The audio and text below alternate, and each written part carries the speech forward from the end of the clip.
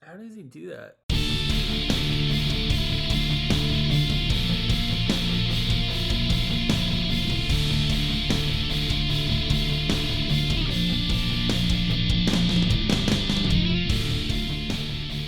Hey everybody, welcome to Butt Rock in Review, your one-stop shop for butt rock. Alright, so today we are checking out the internet's favorite punching bag, Nickelback, and their album Silver Side Up. I'd forgotten how much I'd listened to this album.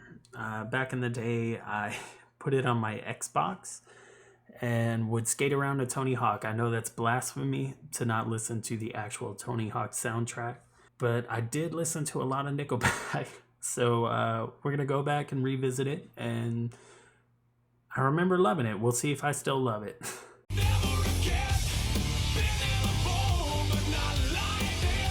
So track 1 is Never Again. It starts with this driving bass, really gets you going, and then the guitar comes in. While I do enjoy this riff, it highlights a big problem, probably my biggest problem with Nickelback, which is, I guess, the production. They cut their guitars off, like maybe they have a high noise gate. In this song specifically, it sounds like they are manually chopping the guitars off to give them like this clean sound, but it's too clean. It makes it sound like it's not even a person playing it. It's just like a computer playing guitar. I see why they did it. I just personally hate it. The vocal melody in the verse really adds to the dark, driving feeling of the song, but it sounds like in the song, Chad's voice is really tired and hoarse, like maybe this is the last song they recorded in a long day of recording. Doesn't sound bad, it just sounds painful. What is that? I guess somebody doesn't like me talking positively about Nickelback. The chorus for this song is both angry and catchy, and I really love it. After a couple verses and choruses, we get this part where it just sort of falls out, and Chad starts the "Father's a name you haven't heard yet" part. If you listen to the song, you know what I'm talking about. I love this. It is a great way to break up the flow of the song, and he sounds genuinely pissed off, like he really cares about what he's saying. Overall, this song is a great album opener.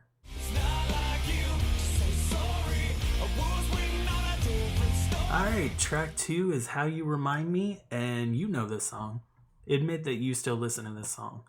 If this song comes on and you're alone in the car, you f***ing sing it. How could you not? The song starts with a quiet and catchy verse that we all know, and then goes into a pretty great chorus, but it again highlights one of the things I hate about Nickelback. It's not just the cutting of the guitars, it's the recording and mixing as well. Everything is just too perfect. Like everything's the same volume, there's no real dynamic shifts. Everything's just way too perfect and on the mark, and it really distracts me. Like I'd assume live this is rectified, but on every recording I've heard of Nickelback, it's all just way too perfect. That being said, this chorus is great. It's catchy, and I'm sure just from the 3-second clip I used to introduce this song, it'll be stuck in your head all week. Overall, this is a great song, and there's a reason everybody knows it.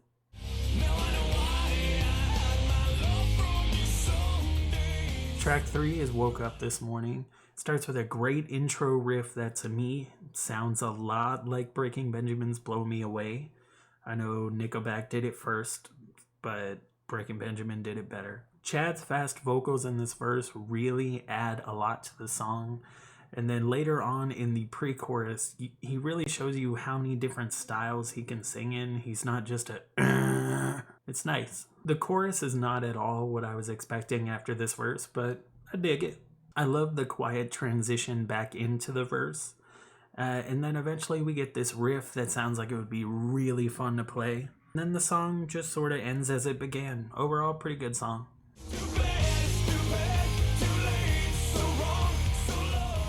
Track number 4 is Too Bad, and I just gotta say off the bat, I fucking love this intro.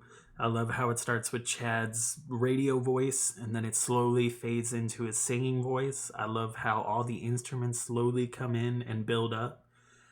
This verse is so catchy, and you can really tell that Chad feels what he's singing here. Overall, this is just a beautiful verse. The chorus of this song just feels like filler in between these great verses. After a couple verses and choruses, we get this guitar noise solo thing, and then it just sort of ends as it began. I love this song.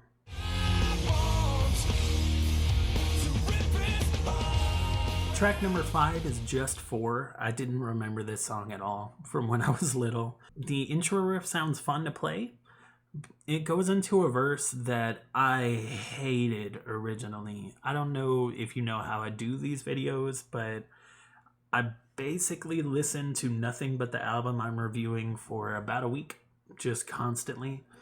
And it took a long time for this verse to grow on me. It's so auto-tuned, so slow, but it grew on me, and now I enjoy it. The chorus is basically just the verse, but it sounds angry instead of sounding sad. After a bit, we get just the chorus and verse riffs just played by themselves, and then we get this angry wah riff. It sounds like the wah pedal is angry at you. And the final yes I do's at the end of the song just have so much grit and feeling to them.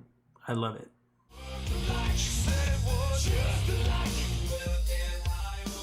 Track number 6 is Hollywood. We get an okay intro riff, not amazing. And then it goes into a verse where Chad basically is singing the melody of the intro riff, but it doesn't really work for this song. In the chorus, there's a modern auto-tune bit to it that really sticks out in a good way. I enjoy that. The solo sounds very jam bandy. It's whatever. After this, the song just sort of gets quiet and repeats itself.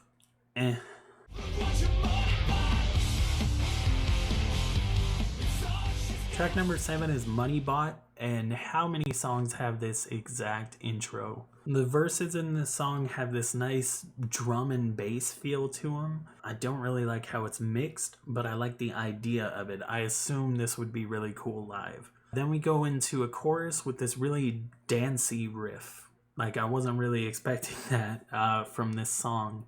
Chad's vocals here don't really add anything to it. The band is doing all the work here. We get what basically adds up to another noise solo, but the drummer is having a blast here. He's just switching up the timing, switching up the feel, switching up the groove. This sounds like it would be an amazingly fun song for a drummer to play. This song itself is just okay.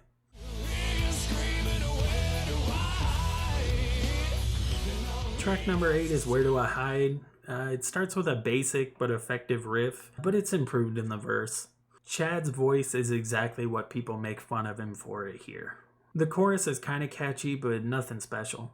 We get a pretty decent guitar solo, followed by a version of the verse with just the vocals and the drums. And you know how much I love when songs cut out and just go to their bare essentials. This song was just pretty good.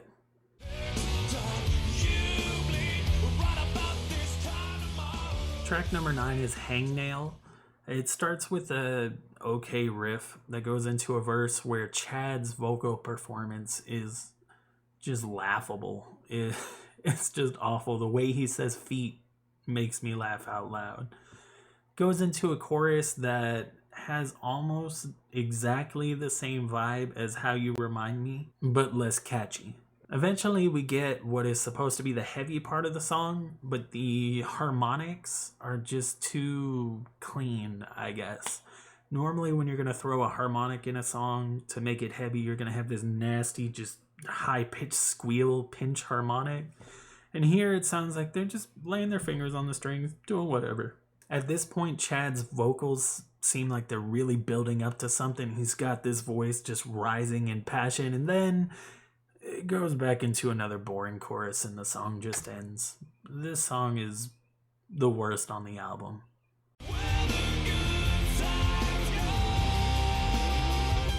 Track number 10 is Good Times Gone. This one has like a country feel to it, which seems like I would hate it, but this steel guitar really adds so much to the feeling of this, and Chad's voice is really perfect for this.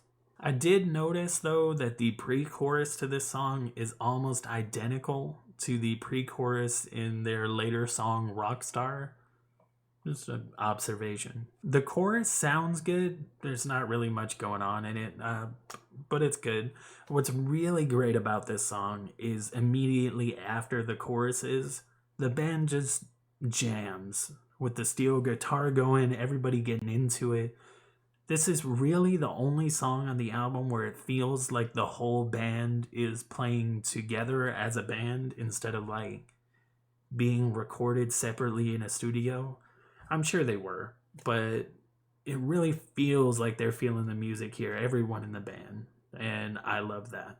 All right, so that is Silver Side Up from Nickelback, a blast from my past.